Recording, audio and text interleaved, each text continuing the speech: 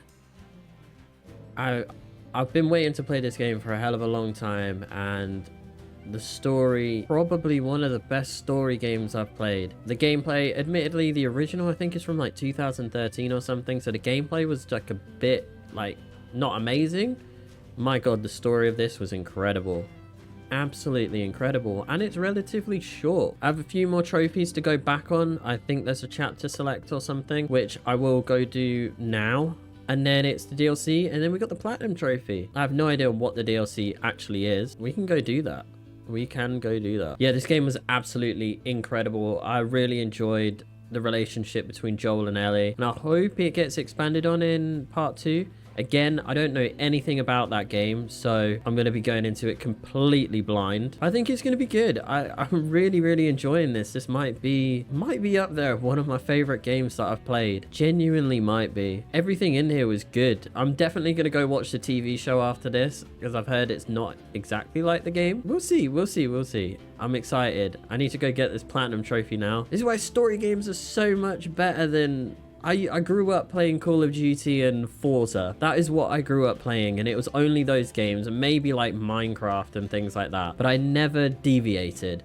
I just played those games and that was it. And now jumping into the platinum journeys that I've taken myself onto for nearly like the past year or so now, and I'm really getting into it. So much better. I've got a much more diverse gaming portfolio now, and I'm enjoying so many different types of games which I never thought I'd play before. But genuinely, this has been such a good game to play through. Turns out I didn't miss any trophies, but I did miss one collectible, so I just went and got that real quick, and now it's time to jump right into the Left Behind DLC. This DLC is quite short, and it starts back in Boston with Ellie and Riley. A quick rundown on Riley here. She is a similar age to Ellie, but she went off to join the Fireflies and has snuck back in to see Ellie, as the Fireflies wanted her to move to another city and she wanted to basically say goodbye. We jump back into present day, and in this DLC is a mix between present day and the flashback scenes in this mall. In the present day, it is set just after Joel gets impaled by that bar and Ellie is looking for some meds to help him. There is a bunch of optional conversations and collectibles I need to finish off in this, as well as a few mini games in the DLCs that I need to look out for. The first one being for becoming a brick master and destroying all of the car windows with a brick. And now back to present day, where I actually get my hands on the medkit, which is great news, in before jumping right back into the flashbacks, where I have to survive all of Ellie's jokes, which might have been the hardest trophy in the entire game. The whole point of this DLC was to give a little bit extra background onto Ellie, and as nice as it is, there is no real groundbreaking information unlocked during this. But I did get a trophy for listening to all of the optional conversations in this game, which was a big one to get. Anyways, I reached this really cool arcade and I get 2 trophies here for playing some mini games in there.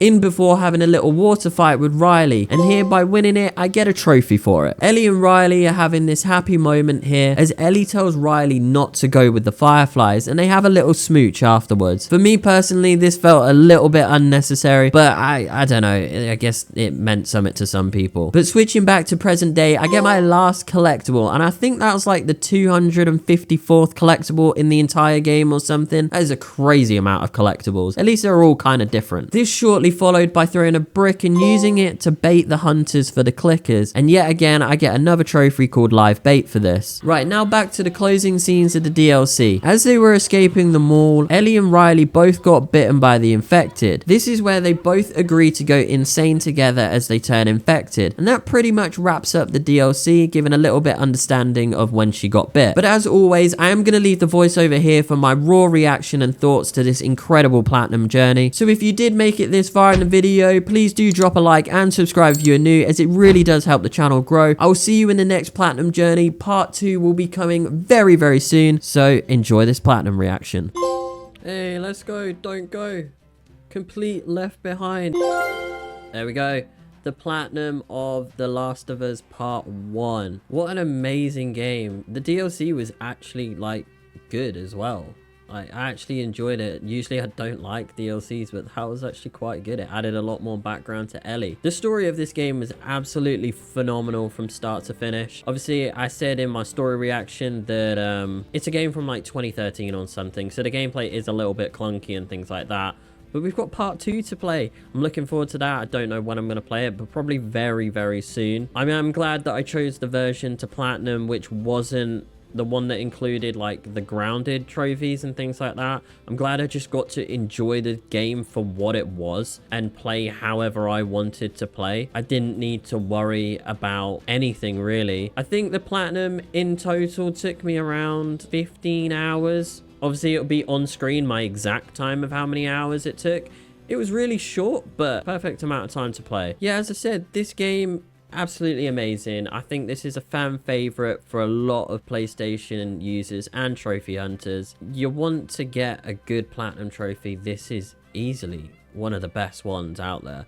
Story is absolutely amazing from start to finish. Even visually, this version of the game, I know it's like its 27th millionth remake, but it looked good. I didn't have any issues in that regard.